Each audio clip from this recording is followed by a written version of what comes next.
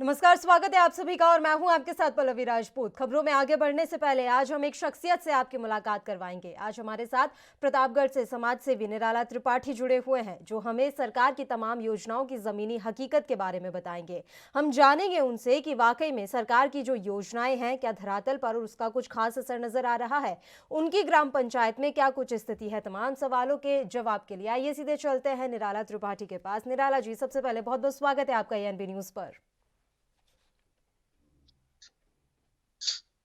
जी। निराला जी, मेरी आवाज पहुंच पा रही है आप तक? जी स्वाति जी, बहुत बहुत धन्यवाद। जी निराला जी, मेरा सवाल सबसे पहले आपसे ये है कि आपकी ग्राम पंचायत में फिलहाल क्या कुछ स्थिति है, उस ग्राम पंचायत के बारे में हम आपसे जानकारी चाहेंगे और ये जानना चाहेंगे कि प्रधानमंत्री स्वच्छ भारत मिशन के तहत क्या वाकई में आपके ग्राम पंचायत की स्थिति सुधरी है?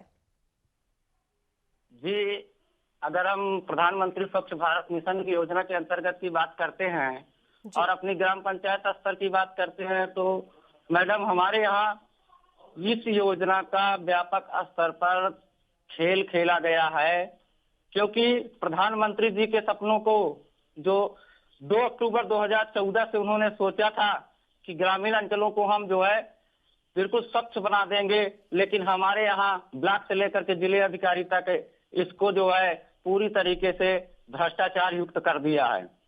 यहाँ तक कि मैं आपको स्वाति जी बताना चाहता हूँ कि जी। हमारा जिला ओडीएफ घोषित हो चुका है और इस ओडीएफ का मतलब ही हमारे ग्राम पंचायत के प्रधान जानते ही नहीं है। ऐसे में ओडीएफ है क्या? ओडीएफ कहते हैं कि ओपन डिफिनेशन फ्री, अर्थात जो खुले में शौच मुक्त हो। लेकिन आज तो हमारे यहाँ की बहू बेटियां बिल्कुल मजबूर हैं वहां पर खुले में शौच करने के लिए। आज हमारे यहाँ ग्राम पंचायत में जैसे कि सर्वे के आधार पर 2011 में 460 लैट्रिन आई, लेकिन आज तक उसकी कुछ टेंडर प्रक्रिया कराई गई, कुछ को सिर्फ आवंटन कर दिया गया, लेकिन भौतिक धरातल पे आज तक लैट्रिन का कहीं दिखाई नहीं दे रहा है। जो भी शौचालय बनाए गए हैं अनियमितता पूर्वक रहे हैं। जी मैडम। बिल्कुल, आपसे जानकारी चाहेंगे निराला जी, आखिर भ्रष्टाचार की ये जड़ें कहाँ तक जमी हुई हैं? क्या ग्राम प्रधान अपने स्तर पर इस भ्रष्टाचार का के खेल को खेल रहा है या किसी और का भी इसमें पूरा हाथ नजर आ रहा है? जी, भ्रष्टाचार की जड़ें तो अगर हमारे दृष्टिकोण से देखा जाए तो नीचे स्तर से लेकर के अर्थात ब्लॉक स्तर से ग्राम सभा स्तर से लेकर के जिले स्तर तक पूरी तरीके से भ्रष्टाचार व्याप्त है।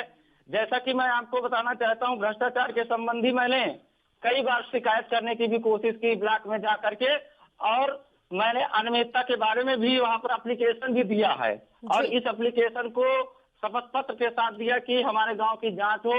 लेकिन आज तक इसके मात्र कागजों की खाना पूर्ति की गई। जिले से लेकर के ब्लॉक तक के मैं अपने जिले के अधिकारियों से कहना चाहता हूं कि अगर भ्रष्टाचार है तो हम लोगों के जांच के प्रक्रिया को क्यों नहीं मानते हैं? हम बिल्कुल। लोगों के द्वारा की गई शिकायत को क्यों नहीं सुनते हैं?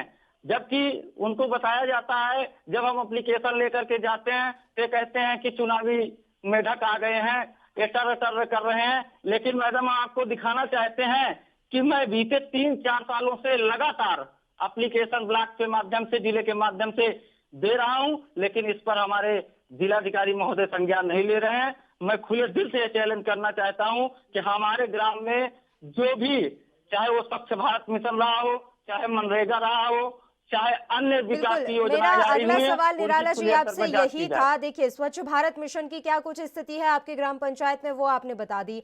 वाकई में अब जी मनरेगा के बारे में जानकारी क्या है? वहां पर मनरेगा को लेकर कोई सहायता मिल पा रही है? क्या मनरेगा किसी तरीके से सहायक हो पा रही है वहां के लोगों के लिए? कोरोना का काल चल रहा है, वैसे ही कई लोग बेरोजगार हो गए हैं, प्रवासी मजदूरों के सामने रोजी रोटी का संकट खड़ा हो गया है। ऐसे में मनरेगा योजना कितनी सहायता कर पा रही है?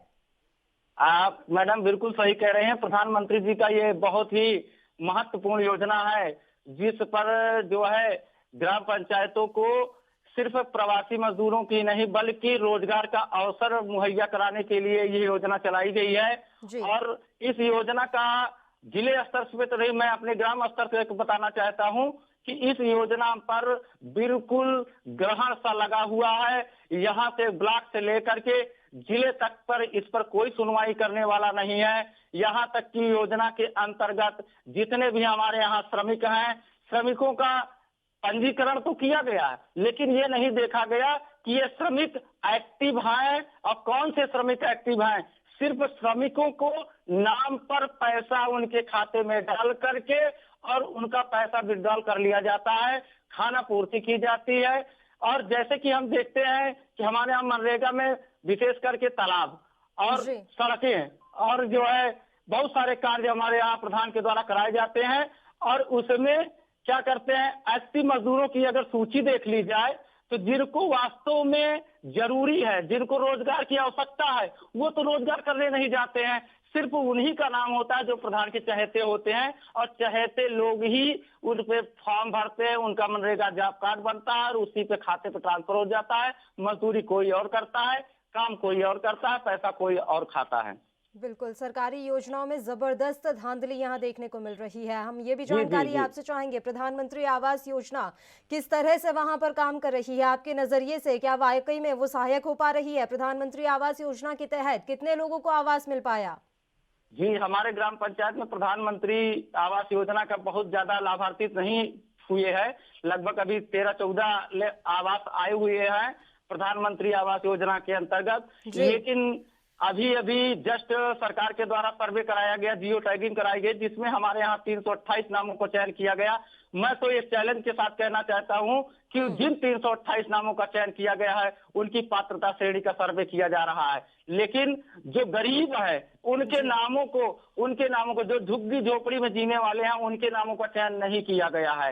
ऐसे में हमने इसके व्यापक स्तर के लिए आवाज भी उठाई है और ब्लॉक से लेकर के जिला अधिकारी तक हमने जो है इस बात को रखा है कि हमारे यहाँ की सूची का पुनः सर्वेक्षण किया जाए और उन गरीब झुग्गी झोपड़ियों वालों को ही आवास दिया जाए।